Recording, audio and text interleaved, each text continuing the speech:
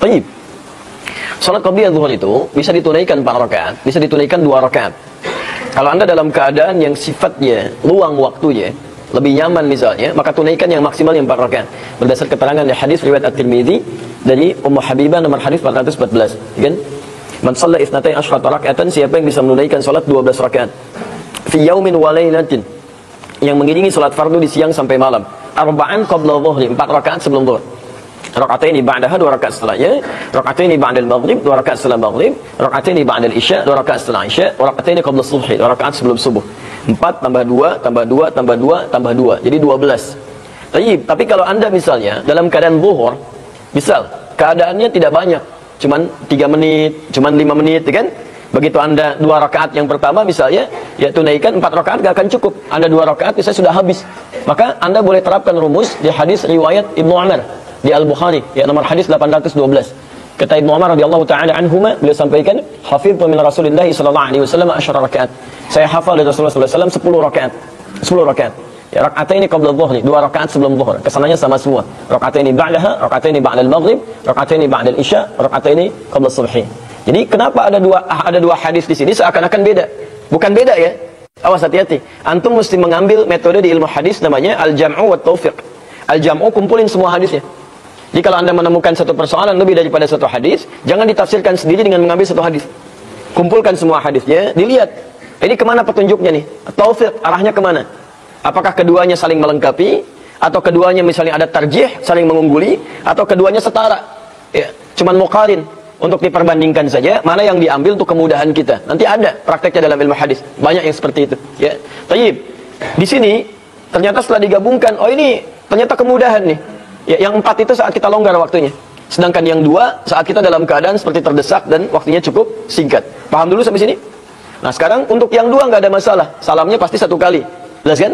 Nah sekarang untuk yang 4 rakaat. Bagaimana? Apakah 1 salam atau kemudian 2 kali salam? Baik. Ini sebenarnya tidak ada masalah di sini. Para ulama juga sepakat. Bisa digunakan dengan 1 kali salam. Bisa digunakan dengan 2 kali salam.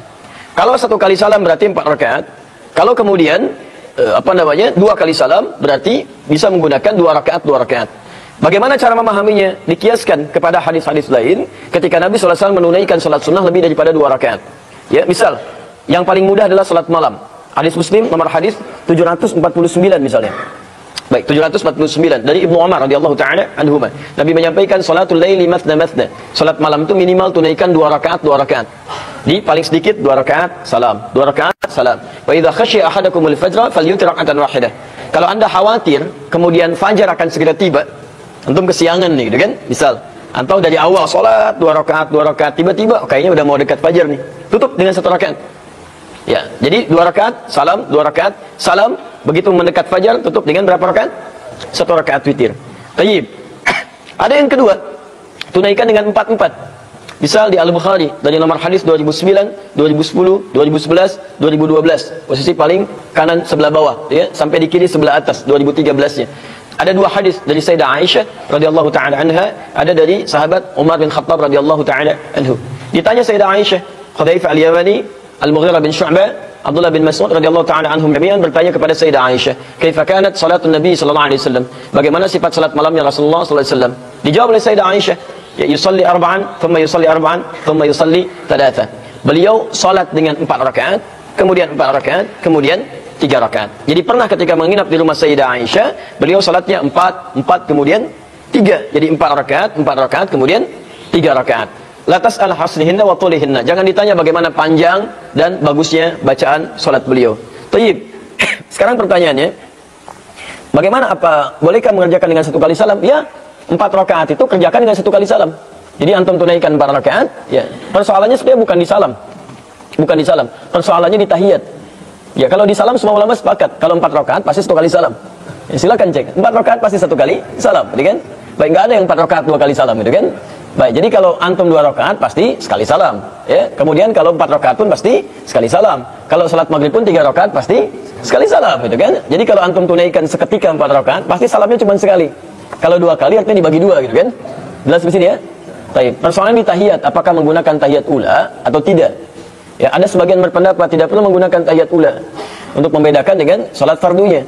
ya, atau dengan salat misalnya duhurnya yang 4 rakaat, duhurnya menggunakan tahiyat ula, yang ini tidak. Tapi ini agak lemah. Saya lebih condong kepada menggunakan tahiyat, karena setiap salat Nabi yang lebih daripada 2 rakaat itu menggunakan tahiyat, kecuali di witir. Anda bisa lihat misalnya maghrib berapa rakaat? 3 rakaat, ya kan? Silakan, ada tahiyat ulanya enggak? Ada, bukan tahiyat awal ya, istilahnya tahiyat ula. Tahiyat itu muannas, pasangannya ula. Baik ya? Di tahiyat ula ada, baru tahiyat akhir. Ya, zuhur 4 rakaat, ada 2 tahiyat. Asar 4 rakaat, 2 tahiyat. Isya 4 rakaat, 2 tahiyat. Setiap yang lebih daripada 2 rakaat, maka itu menggunakan 2 tahiyat di sini. Maka kiasnya lebih kuat di sini dibandingkan dengan yang tidak menggunakan tahiyat sama sekali. Makanya kalau khawatir bisa dipahami sebagai salat zuhur yang diawalkan, orang yang belum paham, maka antum bagi 2. Jadi ilat dibagi 2 itu awalnya karena dikhawatirkan ada yang menduga kalau itu kemudian misalnya salat zuhur yang diawalkan, maka dibagi 2 supaya nggak salah paham orang. Tapi kalau orang sudah paham misalnya dengan itu salat sunnah, itu nggak ada masalah. Ya, paham di sini ya? Halo, paham? Ya, alhamdulillah.